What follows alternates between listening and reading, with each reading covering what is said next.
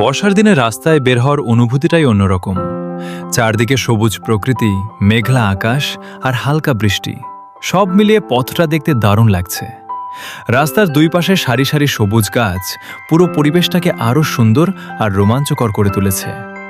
বৃষ্টিতে ধুয়ে গাছগুলো যেন আরও সতেজ হয়ে উঠেছে। এই রাস্তা দিয়ে যতবারই যাই প্রতিবারই নতুন লাগে। সামনেই দেখা যাচ্ছে রাকুদিয়া ব্রিজ, অনেকেই এটাকে দুয়ারিকা ব্রিজ নামেও চেনেন।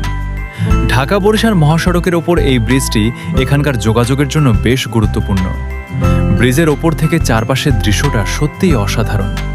নিচে নদী, দূরে সবুজ মাঠ আর আকাশ জুড়ে কালো মেঘ। মনে হচ্ছে যে কোনো সময় আবার বৃষ্টি নামবে। আর ব্রিজের নিচেই রয়েছে ছোট্ট একটি সুন্দর ক্যাফে, নাম ক্যাফে সুগন্ধা।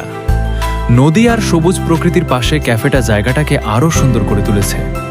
সবুজ মাঠ, বৃষ্টি ভেজা গাছ আর দূরে ভেসে থাকা নৌকা, সব মিলিয়ে এটাই আমাদের চিরচেনা গ্রাম বাংলার সৌন্দর্য। তো বন্ধুরা, আজকের বর্ষার এই ছোট্ট জার্নি এখানেই শেষ করছি। ভিডিওটা ভালো লাগলে লাইক করবেন আর কমেন্ট করে জানাবেন কেমন লেগেছে। আবার দেখা হবে নতুন কোনো পথ আর নতুন কোনো গল্প নিয়ে। সবাই ভালো থাকবেন।